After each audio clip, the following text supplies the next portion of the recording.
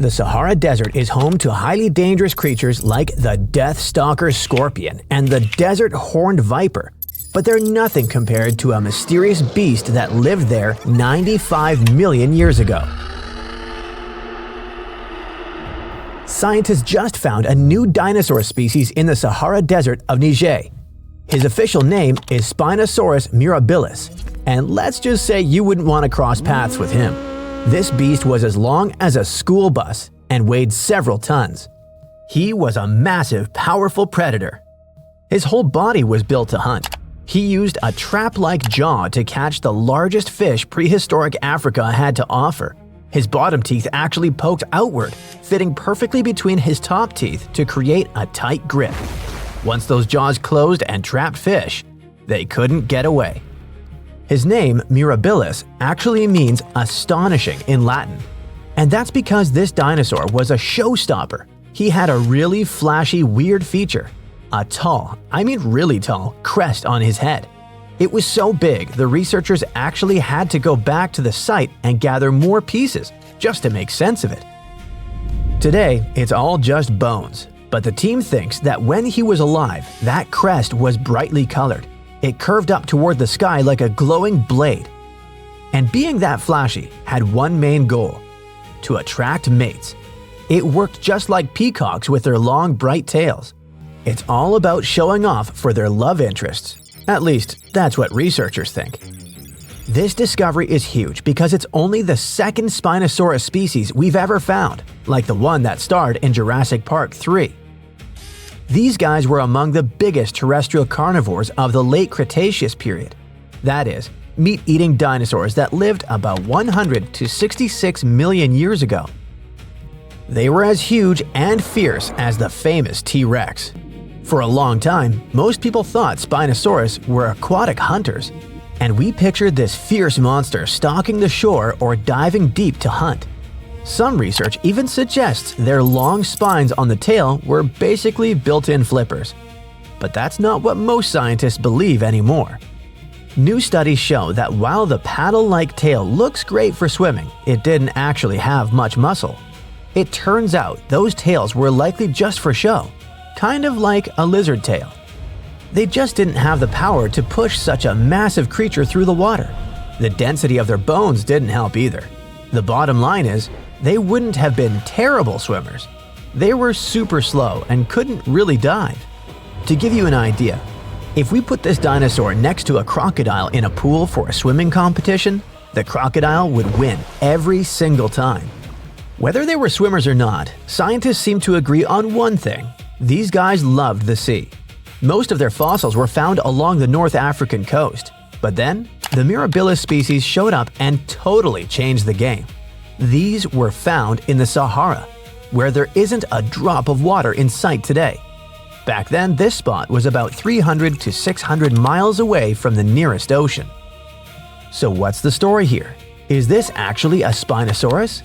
Well, it sure is. And the way scientists actually tracked it down in the middle of the desert is pretty interesting. Because for over 70 years, the main clue was right there, easy to find, but everyone missed it. Back in the 1950s, some French geologists were out in the desert looking for uranium. While they were searching, they stumbled upon these massive bones poking out of the sand at a place called Gadufawa. Nearby at another spot called Akarazeras, a geologist named Hugues Faure found a different fossil site. He found teeth that looked a lot like the ones from a Carcharodontosaurus, which was a massive carnivorous dinosaur. He wrote down one single line about it in his notes, and that was basically it. For some reason that nobody can explain, those notes just sat there. No one took them seriously or even bothered to go back to that site for decades. It wasn't until 2019 that a team led by Paul Sereno from the University of Chicago decided to finally follow that old lead. They basically turned it into a high-stakes treasure hunt. They headed out there, and a local Tuareg man led Sereno's team on motorbikes deep into the Sahara. He took them to a site called Jengwebe, where he remembered seeing fossilized bones a long time ago. Because it was such a long trek back to their main camp, the team didn't have much time. They could only grab a few fossils, mostly teeth and pieces of jaw bones, before they had to leave. At that moment, they had no idea they were holding a brand new species in their hands. The team finally headed back there in 2022, and this time they found even more fossils. That's when they finally put together the 40-foot-long find, and then they were able to confirm 3 big things. First, this new creature had a really tall and unusual crest on its head. Second, the way the teeth were set was a bit different from its famous relatives. And then we come to the biggest difference of all. For the first time ever, we're seeing a Spinosaurus that lived far from the ocean. But that raises a big question. How did it eat fish? Scientists have a theory. All those bones were found buried in the sediments of an ancient river. That means this dinosaur probably hunted for fish in shallow water. It was big and strong enough to wade into water over 6 feet deep, but it probably spent most of its time in shallow water, just waiting for a big fish to swim by. But if it didn't feel like sushi dinner, it could just wander through the woods and pluck something else to eat. Okay, so you're probably a little confused right now. I'm talking about forests and rivers. But wasn't this thing found in the middle of a desert? Well, the thing is, the Sahara looked completely different back then. It was actually green. The whole landscape was full of rivers and forests while these dinosaurs were roaming around. So that pretty much solves that mystery. But there are still plenty of other questions about this species, like how big they actually were. See, the problem is that the bones we found belonged to a young dinosaur, not a full-grown adult. Estimates say that the creature was probably about 26 feet long when he lost his life, but he could have grown a whole lot bigger than that. That leads us to the second mystery. Because this dinosaur was so huge and looked so unique, scientists have been arguing for years about how much time it actually spent in the water. One theory is that they went through 3 big evolutionary phases. First, way back in the Jurassic period, they started developing these long, crocodile-like snouts. They were perfect for catching fish. Second, during the early Cretaceous, they really started running the show. They moved toward the sea and became the top predators along the ancient coastlines. The final phase happened right as the Atlantic Ocean was opening up. This is when they reached their record-breaking size. They basically became shallow water ambush specialists, sticking mostly to North Africa and South America. But their reign didn't last forever. Around 95 million years ago, there were abrupt changes in the climate and the sea levels increased a lot. Basically, that affected the habitat they lived in, pushing them to the brink. Eventually, their story came to an end. Unfortunately, these new fossils are only part of the puzzle. We still don't know the whole story about Spinosaurus. There might even be other species out there just waiting to be discovered. And to really understand these mysterious giants, we'll have to wait until we find more complete skeletons out in the field. Well, guess what? Blue Origin, the company owned by Jeff Bezos, has sent dinosaur bones to outer space. Can you believe it? Why? Well, it's all part of their Dream Big initiative to inspire people, especially students, to reach for the stars. On April 14, 2021, they launched almost 200 pieces of dinosaur bones into space using their new Shepard rocket. These bones are super old, like between 66 million and 70 million years old. They were fragments from a dinosaur called a Dromaeosaurus, which was part of a raptor family. It was kind of like a bird, but also a fierce hunter. It was about 7 feet long and had sharp claws on its feet. These guys were really good at hunting and slicing into their prey, you think? Can you imagine how cool it would be to see a real dinosaur like that? The bones were carefully packed into a small container that was about 4 inches long. Then, on April 14th, they launched into space on a test flight of Blue Origin's New Shepard rocket. The rocket went 65 miles above the ground, which is a little above the point where Earth ends and space begins. The dinosaur bones were in space for about 10 minutes and 10 seconds. Alongside them were more than 25,000 postcards from members of the Club for the Future, which is a special group that Blue Origin created to inspire future generations.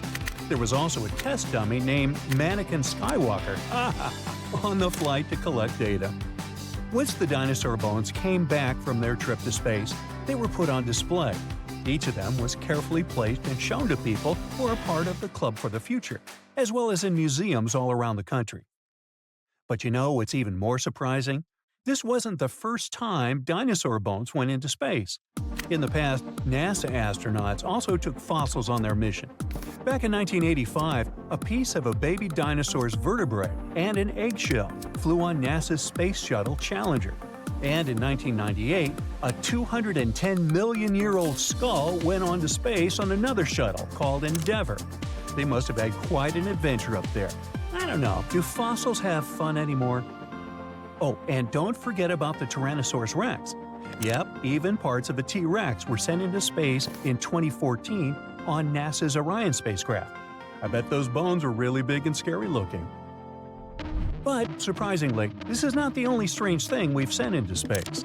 In fact, a lot of our weird stuff has been there.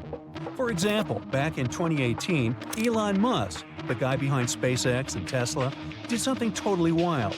He sent his own shiny red Tesla Roadster into space. But that's not all. Inside the car, there was a dummy dressed in a spacesuit, and they named him Starman. How cool is that? Originally, the plan was to put the car in orbit around Mars, but something unexpected happened. The car went way past Mars and got stuck going around the Sun instead. Can you imagine driving a car around the Sun? It takes almost 560 days for the car to complete one lap. It's almost a 2-year-long trip. As of June 2023, they have completed more than 3.5 orbits around the Sun and have traveled over 2.5 billion miles. That's like going around the Earth over 100,000 times. The car has definitely gone above and beyond its normal driving limits. What's that they say about your mileage may vary? Unfortunately, Starman doesn't send us any new pictures anymore. It's been a while since we heard from him.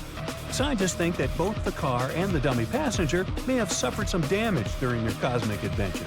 But, oh well, it was inevitable. It's space after all. Now, another strange thing that will be launched into space is the president's hair.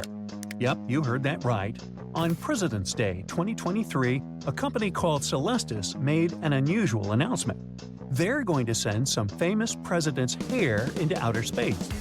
Hair samples from George Washington, John Kennedy, Dwight Eisenhower, and Ronald Reagan were carefully collected and verified. This precious presidential hair will then be placed on the Enterprise spacecraft, which is going to launch from Cape Canaveral, Florida, sometime in the summer of 2023. But wait, that's not all. The spacecraft won't just carry president's hair. It will also have remains of other important people. One of them will be Gene Roddenberry, the creator of Star Trek. Some of his ashes were sent into space before, back in 1997, on Celestis' first flight. Well, I guess some of his remains still remain for a second trip. Now, here's the best part. The Enterprise spacecraft will not stay close to Earth. Oh no, it'll have a grander destination. It's set to travel beyond the farthest reaches of our solar system. It's going on an incredible journey into the unknown, from hair to eternity. Prices starting at $12,500 and up. But it's not as cool as a space party. Back in January 2018, something totally funky happened. Rocket Lab, an aerospace company, secretly sent a giant disco ball into space. They named it the Humanity Star, and boy, was it a sight to see. This massive mirror was about 3 feet wide and covered in 65 shiny panels. It spun rapidly as it orbited around our beautiful planet, reflecting sunlight back to Earth. It was so bright that you could even spot it without a telescope. The Humanity Star was like a dazzling reminder of how delicate and special our place in the universe is. But here's the sad part. The disco ball's time in space was short-lived. It came back down to Earth's atmosphere on March 22nd, just 2 months after it launched. That was way earlier than expected. Guess the party had to end sooner than they thought. Now here's a fun fact. Just like with dinosaurs, the Humanity Star wasn't the first disco ball to make its way into space. Starshine Project launched 3 similar shiny objects between 1999 and 2001. One of those groovy satellites, Starshine 3, stayed up in space for over a year. And let's not forget about Japan's mirror-covered satellite called Ajise, launched in 1986, which is still up there orbiting Earth today. Humans sure love to send disco balls into space, huh? Well, scientists also have a sense of humor. So, prepare for some interstellar monkey business. Sometimes astronauts like to dress up as animals while in space. Back in 2016, an astronaut named Mark Kelly had a hilarious plan. He smuggled a full-body gorilla suit to his twin brother Scott, who was staying on the International Space Station. Can you imagine a gorilla floating around in space? Well, it happened. There's even a video that went viral. Scott surprised another astronaut, Tim Peake, from the United Kingdom by chasing him through the different modules of the ISS while wearing the gorilla suit. And here's the twist. Tim Peake was actually in on the joke, so it was all a good-natured prank. Now here's a funny backstory. Mark Kelly had actually tried to send the gorilla suit to Scott in 2015. He hit it on a SpaceX Falcon 9 rocket, but sadly, the rocket went up in flames shortly after liftoff. Talk about bad luck for a gorilla suit. But do you know what item had better luck? The famous lightsaber from Star Wars, wielded by none other than Luke Skywalker himself. In 2007, a team of astronauts had a special mission. Alongside assembling the Harmony module on the International Space Station, they brought along Luke Skywalker's lightsaber. It was a tribute to the iconic movie series that inspired so many space lovers. The launch coincided with the 30th anniversary of the first Star Wars film, A New Hope. Fun fact, this lightsaber was Luke's second one, a cool green laser sword from Return of the Jedi. So, these are the weirdest things we've sent into space. Next time you gaze up at the night sky, remember it's not just planets and stars out there. It's a cosmic playground filled with strange and wonderful objects from our very own Earth. And who knows what peculiar items will venture into space next?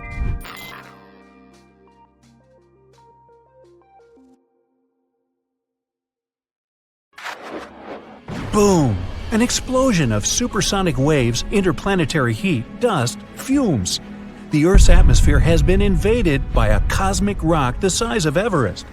A few seconds ago, this rock, weighing trillions of tons, was hurtling towards Earth. It could fly from New York to Anchorage faster than you could fry yourself an omelet. This monster's name? The Chicxulub Incident. Epic name, right? 66 million years ago, it crashed into the Earth. Back then, dinosaurs ruled the planet, but not for long. The epic collision took place in modern Mexico, in the Yucatan Peninsula, right near Cancun, where the dinosaurs were vacationing. Well, probably not. Still, the huge space rock hit the ocean, but even all that water couldn't stop the inevitable. The collision caused a huge amount of energy to be released. The horror on a planetary scale had begun. Imagine a mini-sun lighting up the surface of the Earth with tsunamis the height of the Statue of Liberty bursting from the epicenter of the watery impact. Not good. The blast blew through the surface of the Earth. It was as hot as an oven and burnt everything in its path.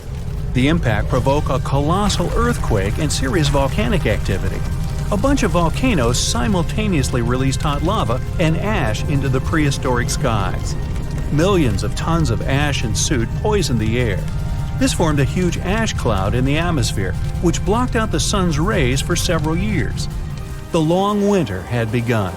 Only there wasn't any snow falling from the sky, but rain made of sulfuric acid. Yes, the Chicxulub incident might just be the most important thing that ever happened in the history of our planet. Even more than YouTube. Back then, there were loads of volcanic eruptions, a lot of flammable oxygen in the atmosphere, constant temperature changes. It was the perfect and worst time for all of this to go down. So, how are we so sure about all this? Well, the asteroid left an absolutely huge crater on the planet's surface. Today, this scar is hidden under the Gulf of Mexico. Scientists found a lot of places on Earth with abnormally high levels of iridium. This metal is very rare on Earth, but it's in a lot of asteroids that scientists have examined. Scientists studied some 66 million-year-old rocks. In the layers of rock, they found dust, the same dust that comes from asteroids. This could only have happened if a huge asteroid had crashed into Earth. The catastrophe led to the extinction of not only the dinosaurs, but also the asteroid. It was so hot at the point of impact, part of the asteroid just disappeared. A lot of water vapor and carbon dioxide shot up into the atmosphere. But the biggest problem? Sulfur. It got kicked up by the asteroid impact and flew up into the air. These tiny sulfur particles blocked out a lot of the sun's rays. Without the sun, a lot of plants disappeared and the climate eventually got colder. The immense heat turned stones into glass. Scientists call these things tektites. The energy of the impact threw them up into the skies. After a short flight, the tektites fell down to Earth. But it wasn't pretty. Rain fell too, only instead of drops of water, you'd have seen hot glassy fireballs. They bombarded the planet's surface for days. The tektites set fire to everything. Scientists found evidence of this all over the world, not just near the collision site. But a lot of things from back then are still a mystery. Some scientists think that Chicxulub wasn't even an asteroid. It might have been a comet. Asteroids are mostly made of stone and metal. Most often they kind of look like a potato. A comet contains rock, metal, and ice. Comets look like dirty cosmic snowflakes, complete with ammonia, methane, and carbon dioxide. Comets sometimes come from the Oort cloud. It's a huge cloud of ice and debris around our solar system.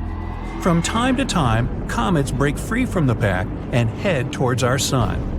According to scientists, this special comet flew right past Jupiter. The gravity of that huge planet accelerated the comet even more. It flew towards the sun, gaining more and more speed. The comet's outer ice shield started to evaporate, and it probably gave off a lot of dust and gas, which made it look like it had a tail. The sun's gravity eventually shattered the comet apart. One of the fragments flew through space and crashed into the Earth 66 million years ago.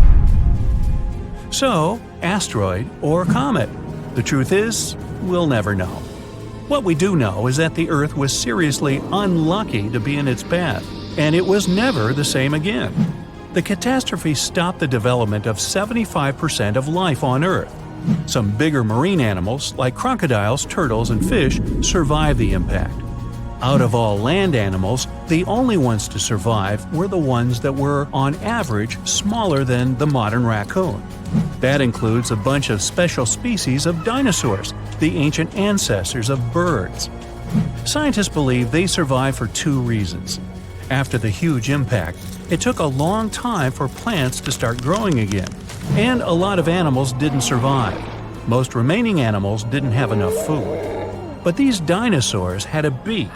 With its help, they could split open nuts and dig seeds out of the soil, so they survived. The second reason is that these lucky guys had bigger brains. Some people think that they were able to cooperate with each other and quickly adapt to the new conditions. Other life forms survived too. Fungi and mold survived underground and underwater. Gradually, the darkness cleared away, and ferns began to take over the lifeless landscape. After a few thousand years, forests started to reappear. The animals that survived were pretty much all inconspicuous and small creatures. They lived in burrows, safe from all that hot ash. Before the collision, mammals had lived in the shadow of dinosaurs. But with all the dinosaurs suddenly gone, things were about to change. Mammals were able to take over. They began to dominate life, at least on land. Back to the moment when everything changed. Turns out, it wasn't the size of the asteroid that made it so powerful. It was more about the angle in which it hit the Earth. If the angle of impact had been different, the dinosaurs might have even survived the catastrophe. So, what would that have looked like? Well, let's travel back, way back. Oh no, there's a giant asteroid heading for Earth. Oh, wait, never mind, it missed. Whew. There are plenty of earthquakes, tsunamis, and volcanic eruptions every day, but dinosaurs don't mind that much. No big deal. Fast forward a few million years, and most of these ancient lizards have changed and are now unrecognizable. Thanks to a couple of ice ages, many dinosaurs are now totally covered with feathers to protect them from the cold. Mammals exist, but they're few and far between. You see a lot of bats in caves. There are tons of rat-sized rodents in the forests. During the day, they hide in the undergrowth or in burrows. At night, they go out in search of food. There are no horses, no elephants, or other large mammals.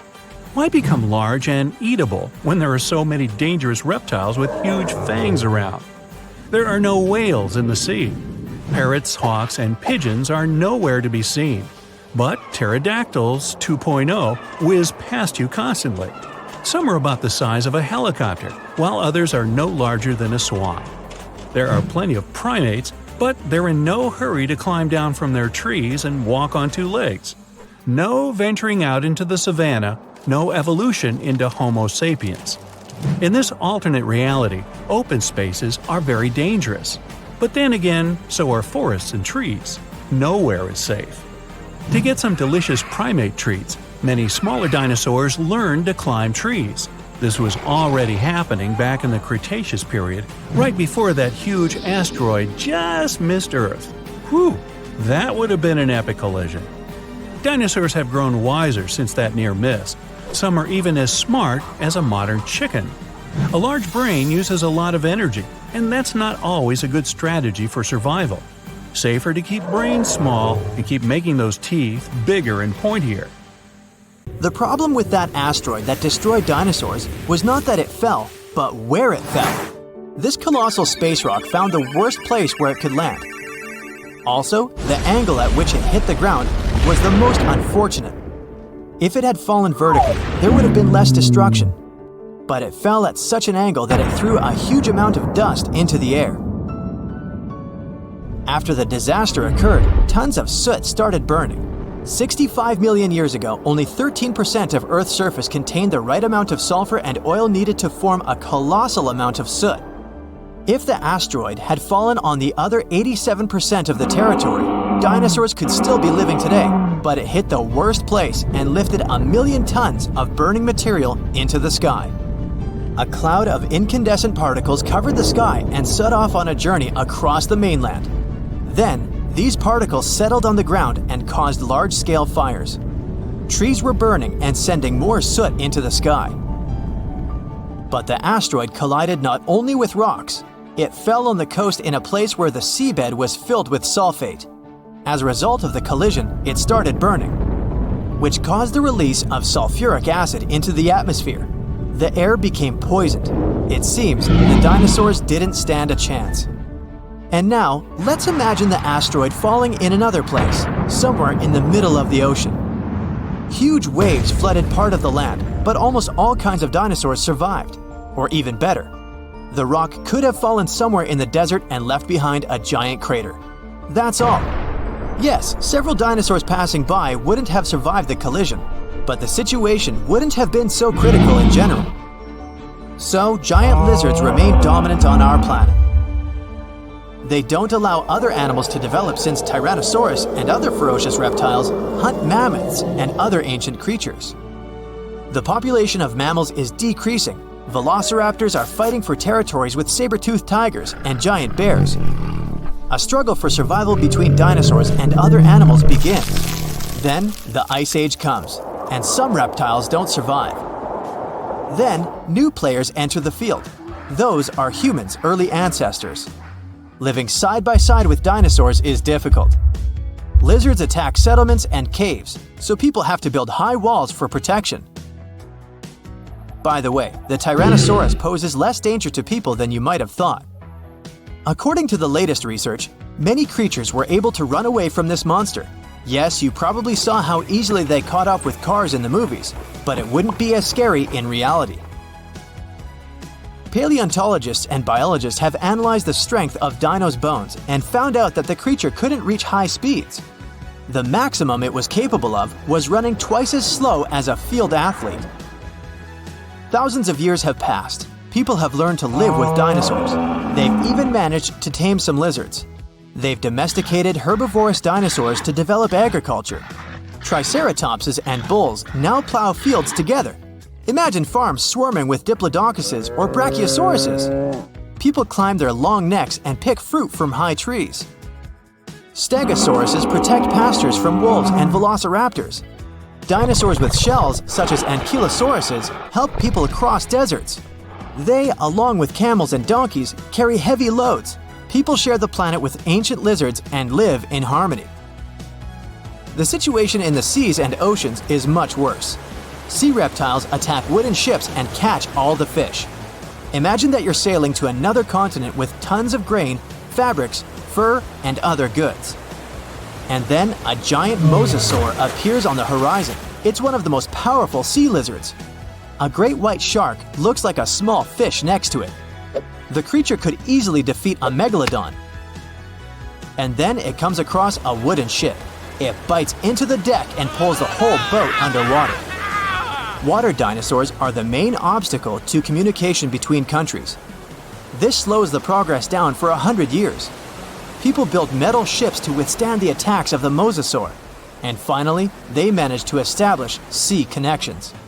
A similar problem occurs when the first planes take off into the sky. Imagine you're flying on a passenger Boeing. You look out of the window and see a pterodactyl. Wait, it's impossible. These winged lizards aren't so fast, but they can catch up with a helicopter or some old biplanes. This poses a serious threat to flights, so people install sound protection systems on board each aircraft.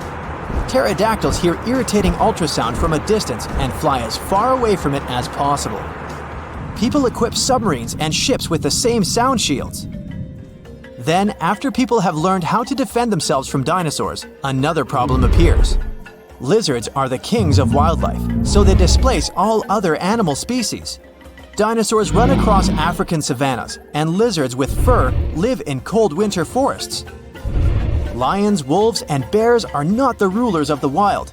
Rhinos fight with Parasaurolophuses. Stegosauruses attack hippos and take away their territories. Venomous dinosaurs live in jungles. Lizards that can climb trees scare monkeys. Imagine a reptilian ape jumping from one branch to another. To save regular animals from extinction, people have to control the population of predatory reptiles. Huge parks and nature reserves appear in all countries. People transport dinosaurs there and separate them from other wildlife. Dinosaurs seem to be completely under control. When the danger caused by giant reptiles passes, people begin to breed smaller, harmless lizards. Someone buys a chameleon, and someone keeps a Microceratus at home. There are dinosaur exhibitions. People take these creatures for a walk as if they were dogs. Some people take selfies with reptiles, go shopping, and sit in cafes with small lizards. Dinosaurs aren't formidable now. They're kinda cute. People ride horses, camels, Parasaurolophuses, and Pachycephalosauruses. Of course, many have tried to tame velociraptors, but failed. Those are dangerous reptiles and they don't know how to obey. Taming them is almost as difficult as taming an alligator. But dogs and cats are still more popular because they're more intelligent. The brain of a dinosaur is almost the same as that of a chicken. But who knows, if they had lived to this day, perhaps they would have evolved into smarter creatures. Just imagine if dinos were intelligent. In this case, people would have a big problem. Some scientists think that even if a meteorite hadn't destroyed the dinosaurs, they wouldn't have survived to this day. They needed to carry their own colossal weight at all times. It was an enormous load on their bones and joints. Most dinosaurs wouldn't have been able to survive the Ice Age with such characteristics, but smaller lizards might have succeeded. Fast and agile dinosaurs, such as velociraptors and Pachycephalosauruses, would have survived, but in what form? Could dinosaurs have already evolved into something else? Look at the good old chicken. Many scientists believe it's a direct descendant of the formidable Tyrannosaurus. Somewhere deep inside the bird's DNA, there are genes that the dinosaur had. Yep, it's hard to believe, but look at the chicken's body structure and how it walks. Remove the plumage, cover the creature with scales, and give it toothy jaws instead of a beak. And now, you have a mini T-Rex in the coop. And by the way, not only chickens might be the relatives of giant lizards, many birds are dinosaurs' living descendants. Surprisingly, alligators, snakes, crocodiles, and monitor lizards are not as close to ancient reptiles as pelicans, storks, and other flying creatures. Over millions of years of evolution, the paws of dinosaurs turned into wings, and toothy elongated jaws ended up as beaks. The genetics of birds is the key to understanding dinosaurs.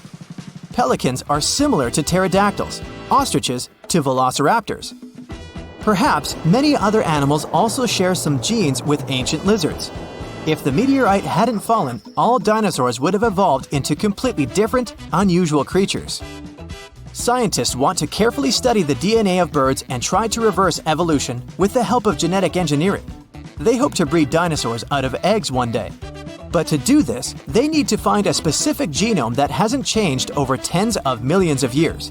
It hides in the DNA, and it's not so easy to find it and extract it. Do you think we will see powerful reptiles by 2050?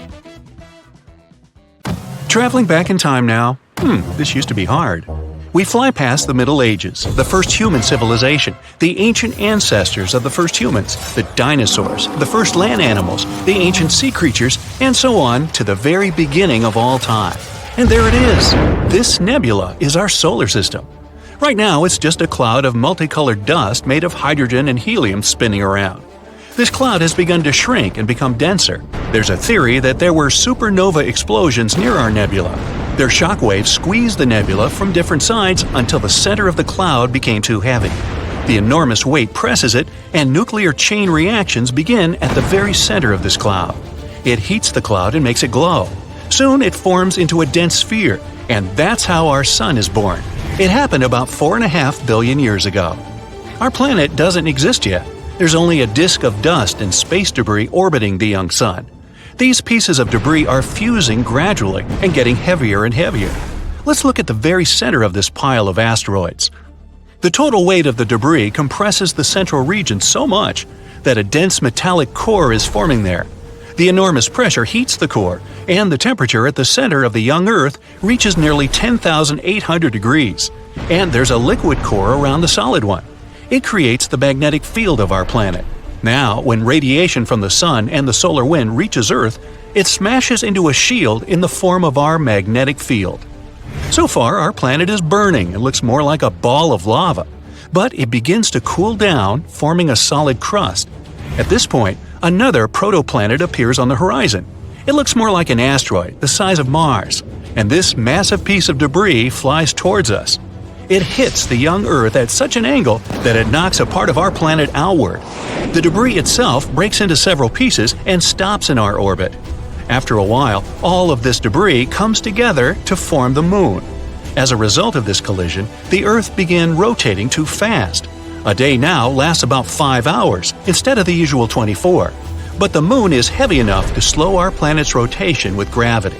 Now, the Earth doesn't look like a hospitable place. The gravitational forces of the Moon are penetrating deep into the Earth and causing more volcanic activity.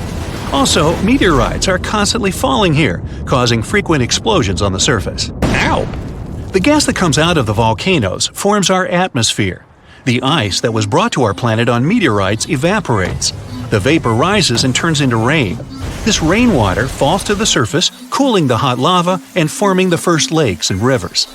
For several 100 million more years, Earth resembles the surface of Venus. It's a lifeless place with a bunch of volcanoes, acid rains, and no oxygen to breathe. The sun wasn't as bright as it is now. Plus, the sun's rays could barely pass through tons of volcanic dust in the atmosphere. But about 3.5 billion years ago, the first life appears here in the form of single-celled organisms that didn't need oxygen. They appeared in the shallow, warm parts of the ocean near the shore. These bacteria reigned on Earth for nearly 2 billion years throughout the Archean eon. They left stromatolites. These are stone pillars at the bottom of shallow, warm water. They're the product of simple organisms and bacteria. These bacteria evolved until they learned photosynthesis. Bacteria began to produce oxygen by absorbing the energy of sunlight. At first, this oxygen was spent on oxidizing rocks, but then excess oxygen began to fill the atmosphere. Plus, at this time, the first algae appeared, which also produced oxygen. This event is called the Great Oxidation Event, good name, which caused almost all living organisms to disappear from the face of the Earth. For simple organisms, oxygen was toxic, and the remains of bacteria and microorganisms sank to the bottom of the ocean. Many millions of years later, these remains will be recycled, and under the tremendous pressure of water and the Earth's crust, they will turn into oil. The Archean eon ended with this catastrophe about 2.5 billion years ago. At the same time, continents were forming on Earth, which would later drift through the world's oceans like puzzles and form a supercontinent. But for now, methane and carbon dioxide still make up most of the atmosphere. They cause the greenhouse effect and the rising temperatures on Earth. But the emergence of oxygen stops the greenhouse effect, and the temperature on our planet drops. An ice age, the so-called Huronian glaciation, which lasted from 2.4 to 2.1 billion years ago, begins. Scientists speculate that our planet was almost completely covered in ice at that time, even on the hot equator. A huge change when you consider that 2 billion years ago, our planet was like a ball and lava, but now it's like a block of ice. Earth, during the Huronian glaciation, was more like Jupiter's satellite Europa. There, too, is a thick crust of ice, under which there's a liquid ocean heated by the core. The evolution of the Sun saved our planet. Since its birth 4.5 billion years ago, it's been getting bigger and hotter.